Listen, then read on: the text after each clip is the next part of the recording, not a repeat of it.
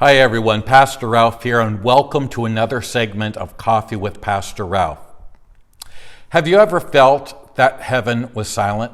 You've prayed, you've waited, you've trusted, but it seems the longer you pray, the louder you pray, that your prayers are bouncing off the ceiling, and that silence can be deafening. Does God hear? Does he even care? In Matthew chapter 1, Matthew was going through a desperate time. His fiancée Mary had just been discovered to be with child. That child was not his own. And so, wanting to put her away quietly and retain her reputation, he devises a plan. But the Lord interrupts his plan with a word from God. And in a dream, the angel tells him, "Behold, the virgin will conceive and give birth to a son. They will call him Emmanuel," which means God with us.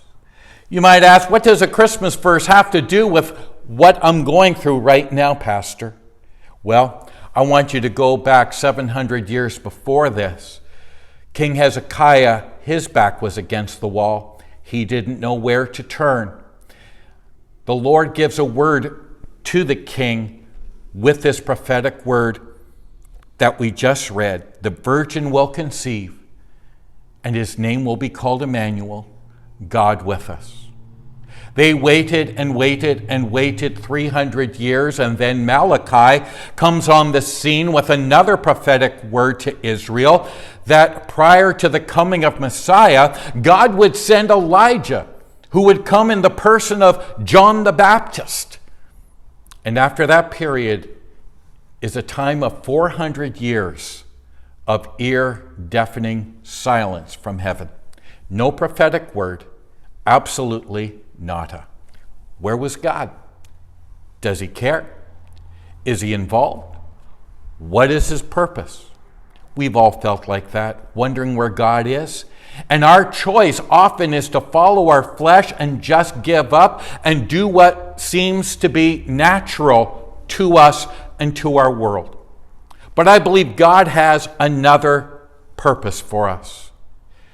Israel waited from Isaiah to Christ, to Matthew, 700 years. They endured 400 years of silence after Malachi. But Matthew tells us that the day came and God fulfilled his word exactly how he said. During those intervening years, God was working his plan. He was bringing nations together, empires together, seeing that roads were built, and the situation was perfect for the presentation of his Messiah and the fulfillment of his purpose. Here's the message for you and I today. We may feel like giving up because we're not hearing from God. We're wondering how long will it take. But I want to encourage you, don't give up, don't give in, don't turn your back on God. He is working his plan and will. And as Paul writes in Romans chapter 8, that plan is perfect and good. So hold on. God is going to come through. Sue and I love you. We pray for you every day.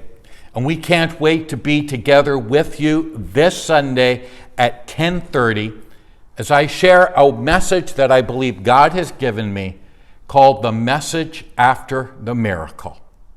So until then, God bless, have faith, and keep your cup full.